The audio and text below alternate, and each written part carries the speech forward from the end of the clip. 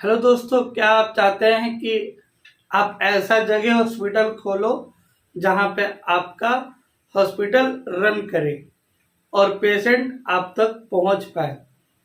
ठीक है, इसकी कुछ रिक्वायरमेंट होती है, कुछ जगह होती है जहां पे आपको हॉस्पिटल खोलनी चाहिए। तो इस बारे में हम लोग इस वीडियो में चर्चा करेंगे। हेलो दोस्तों, अगर मेरे चैनल पे आप नए हैं तो सब्सक्राइब कर लीजिए ताकि आपको रेडियोलॉजी हो या फिर मेडिकल हेल्थ की कोई भी इश्यूज हो, आपको सबसे पहले पहुंचे। ओके, अगर आप रेडियोलॉजिकल स्टूडेंट हो या फिर आप कहीं काम करते हो और आप ये सोच रहे हो कि मुझे हॉस्पिटल खोलना है या फिर मुझे अपना सेंटर रन करना है, तो ये वीडियो बिल्कुल आपके लिए ही है। आप बिल्कुल भी मिस ना करें ये वीडियो और अंत तक देखें। पहले हम बात करते हैं कि क्या क्या रिक्वायरमेंट होती है। ठीक है, तो पहली बात ये कि अगर आप एक केवल डायरेक्टर बनना चाहते हो, केवल आपको हॉस्पिटल खोलना है और आप डॉक्टर को हायर करना चाहते हो, तो पहली बात ये कि आप जिन्हें हायर करें वो एक सर्टिफाइड डॉक्टर होने चाहिए और उनको अच्छा एक्सपीरियंस होना चाहिए। तभी आपके जो क्लिनिक है, जो हॉस्पिटल है, मल्टी स्पेशलिस्ट हॉस्पिटल खोलो या फिर नॉर्मल रन करें। बहुत सारे हॉस्पिटल हैं जहाँ पे केवल डॉक्टर अपना बिजनेस करने के लिए जाते हैं। देखिए, मेडिकल एक बिजनेस पर्पस नहीं है। मेडिकल जो फील्ड है वो आपकी एक गॉड से कनेक्टेड करती है, भगवान से कनेक्ट करती है। दूसरी जो गॉड है वो एक डॉक्टर कहलाता है। तो इसकी आप फायदा बिल्कुल भी नहीं उठाएं। हाँ, अगर आप कमाना चाहते हैं तो आप ऑथेंटिकल प्राइस रखें, गरीब से लेकर के और अब मिडिल क्लास तक आपकी जो प्राइजेस है, जो हॉस्पिटल कॉस्ट है, उसका पूरा तरीका से यूज कर पाए।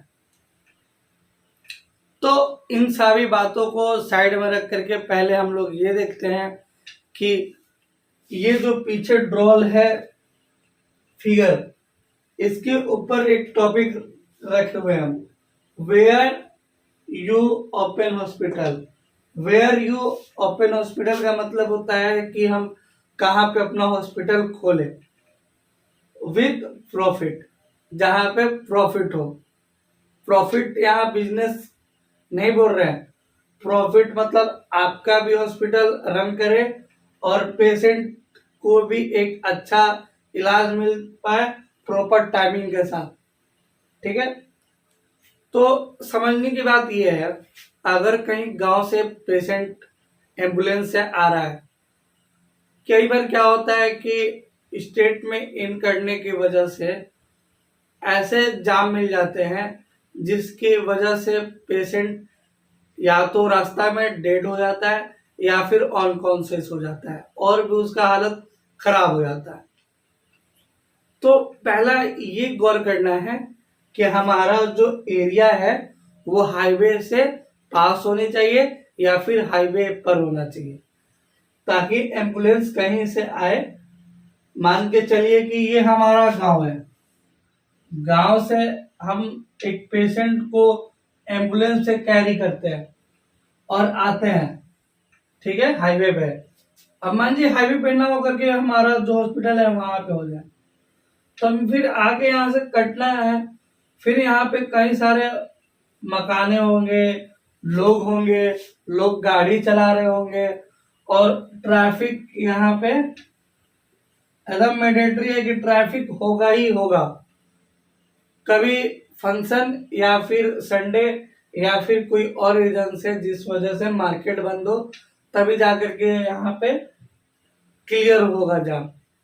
तो इससे क्या फायदा, हमारा जो हॉस्पिटल होना चाहिए वो एकदम हाईवे पर होना चाहिए,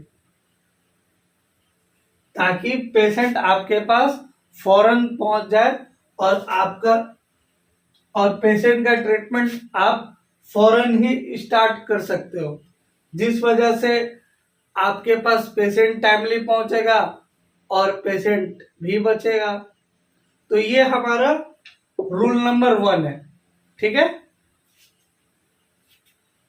अब हम देखते हैं कि अगर मान लीजिए कोई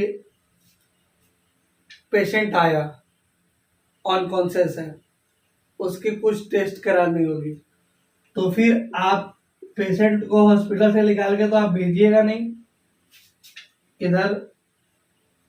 तो इस वजह से आपके पास बहुत सारे जो लैब टेक्नीशियन होते हैं, रेडियो टेक्नीशियंस होते हैं और नर्सिंग होते हैं, जो भी एक प्रॉपर हॉस्पिटल को मैनेजमेंट करता है वो आपके पास अवेलेबल होना चाहिए। जैसे अगर बात करें, रेडियोलॉजी डिपार्टमेंट होनी चाहिए, आपके पास प्रॉपर वेंटिलेटर होना चाहिए और आपके पास ऑक्सीजन होना चाहिए, ठीक है। डॉक्टर यहाँ पे जो 24/7 है वो अवेलेबल होना चाहिए, ताकि पेशेंट का कंडीशन जब भी बिगड़े वहां पे डॉक्टर सुधारने के लिए अवेलेबल हो। ये नहीं कि पेशेंट का क्रिटिकल हो गया सिचुएशन, हम नर्स से बोल रहे हैं आप देखो, नर्स एक दूसरे से बोल रहे हैं कि भाई तू देख तू देख, और इस वजह से कई पेशेंट जो होता है वो एक्सपायर कर जाते हैं, यानी कि उनकी हालत बहुत खराब हो जाती है, ठीक है। तो आप डॉक्टर प्रॉपर आवर्स यानी 24/7 आवर्स आप अवेलेबल करवा के रखे, अगर आप इमरजेंसी हॉस्पिटल चला रहे हो तो। यदि नहीं चला रहे हो इमरजेंसी, ओपीडी केवल चला रहे हो, ठीक है, तो ठीक है भाई, जितनी टाइमिंग आप डॉक्टर रख पाओ आप रख सकते हो। लेकिन अगर हम बात करते हैं इमरजेंसी में, तो इमरजेंसी में आप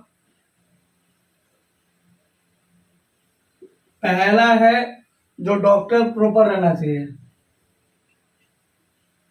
डॉक्टर जो होता है 24/7 आवर्स होनी ही चाहिए एनी हाउ। और दूसरी बात करते हैं, आपके पास ऑक्सीजन होने चाहिए हर टाइम।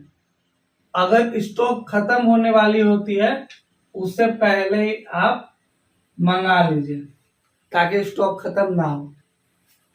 तीसरी बात करें तो वेंट होनी ही चाहिए, ये तो एकदम इम्पोर्टेंट है कि हम तुरंत प्रॉपर तरीका से करा पाए। और चौथी बात करें तो यहाँ पे ओटी यानी कि ऑपरेशन थिएटर होने चाहिए। इस बातों को बहुत ही गौर से आप देखिए क्या क्या होनी चाहिए। पांचवा, 24/7 आवर्स नर्सिंग होनी चाहिए, जो कि मेडिसिन पे फोकस करें, क्योंकि मेडिसिन प्रॉपर टाइम से ही देना एक पेशेंट के लिए वरदान साबित हो सकता है। और बात क्या करें, हमारे पास जो छठा है वो एम्बुलेंस। एम्बुलेंस, ताकि अगर रास्ता में कहीं दुर्घटना हो, भगवान ना कह रहे कि किसी के साथ दुर्घटना हो, लेकिन अगर दुर्घटना हो जाता है, अगर पेशेंट के कोई जानने वाले बच जाते हैं जो कॉल कर देते हैं आसपास हॉस्पिटल में, या फिर अगर आसपास के लोग जानते हैं कि हाँ चलिए एमएल हॉस्पिटल है, चाहे आरएस हॉस्पिटल है, जो भी हॉस्पिटल है, वहां पे हम कॉल करते हैं और पेशेंट को सेंड करते हैं, ताकि टाइमली इसका प्रोसीजर और इलाज हो सके। जिस वजह से ये कॉल करता है करेगा आपके पास, और आपका जो असिस्ट जो बैठे हुए हैं काउंटर पे वो रिसीव करते हैं और बात करते हैं कि हाँ हम एम्बुलेंस भेज रहे हैं। तो हमारा पार्किंग में एम्बुलेंस खड़ा हो रहा है और वो चला जाएगा पेशेंट को रिसीव करने, ठीक है, और फिर वहां से मुड़ा करके हम अंदर ले लें। तो इसकी टाइमिंग हमें कम से कम रखना होगा, जैसे कि अगर 5 किलोमीटर है तो 5 से 7 मिनट में एम्बुलेंस पहुंच जाना चाहिए, क्योंकि यहाँ पे इमरजेंसी केस लागू होता है और इमरजेंसी में जितनी इमीडिएटली आप एम्बुलेंस सेंड कीजिएगा पेशेंट को लाने के लिए, उतना ही जल्दी पेशेंट का रिकवरी का चांस होता है, और जितना लेट कीजिएगा हो सकता है पेशेंट डेड कर जाए। तो ये कुछ रूल्स होते हैं जो कि हॉस्पिटल मैनेजमेंट को बढ़ावा देती है। तो आप इस पे जरूर फोकस करें और आप इस चीज को जरूर अपने हॉस्पिटल में ले। और दूसरी बात करें, लैब होनी चाहिए जो कि ब्लड टेस्ट कर पाए, ठीक है। नर्सेस होनी चाहिए, मैंने नर्स के बारे में अभी बताया कि अगर पेशेंट को मेडिसिन देना हो, चाहे सुई पानी करना हो, तो वो नर्स ही करेंगे, ना कि डॉक्टर।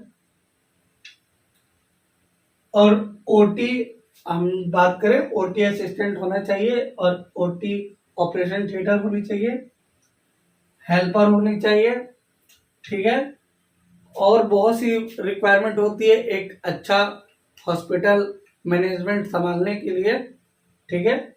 आप लोग इसमें रिसेप्शनिस्ट जो होते हैं हेल्पर में, जो कि पेशेंट से कंसल्ट करती है, अपॉइंटमेंट लेती है, एम्बुलेंस डीलिंग करती है, एक हमारे पास होनी चाहिए। जीडीए होनी चाहिए जो कि एम्बुलेंस जो आता है तो अगर स्ट्रेचर से ले जाना हो तो पेशेंट के घर वाले मान जाइए कि है नहीं तो कौन ले लेके जाएगा, इसलिए हम लोग हॉस्पिटल में जीडीए हायर करते हैं, ठीक है, जो कि हेल्पर के रूप में होते हैं। तो ये सारी चीजें होती है एक प्रॉपर हॉस्पिटल रन करने के लिए। और भी बहुत सारे होते हैं। अगर आपके पास और कोई सवाल है तो आप नीचे दिए गए इंस्टाग्राम चैनल या फिर कमेंट में आकर के जरूर पूछ सकते हैं, ताकि मैं आपके हॉस्पिटल रन कराने या फिर और सुविधाओं के लिए आपको, या तो और सुविधा के लिए अगर आपको दिक्कत होती है तो आप कांटेक्ट कर सकते हो, बात कर सकते हो। अगर एक और बात हम करें तो ये सारी चीजें एथिक्स होती हैं। हॉस्पिटल एक एथिक्स, एक नियम पे चलती है, जिस वजह से अगर पेशेंट को वो चीज आप पे दिखती है कि ये चीज नहीं होनी चाहिए, हो रही है, तो आपको एफआईआर भी करा सकता है थाना में जाकर के, आपको जुर्माना और साथ ही साथ आपको जेल भी हो सकती है। तो मेरी बात मानिए, आप एक एथिक्स समझ लीजिए कि एथिक्स क्या होती है। एथिक्स हम नेक्स्ट वीडियो में अगर बनाएंगे तो इस वीडियो में लिंक डाल देंगे, आप जरूर देखिएगा। मिलते हैं नेक्स्ट वीडियो में। टाटा बाय बाय, जय जय श्री राम।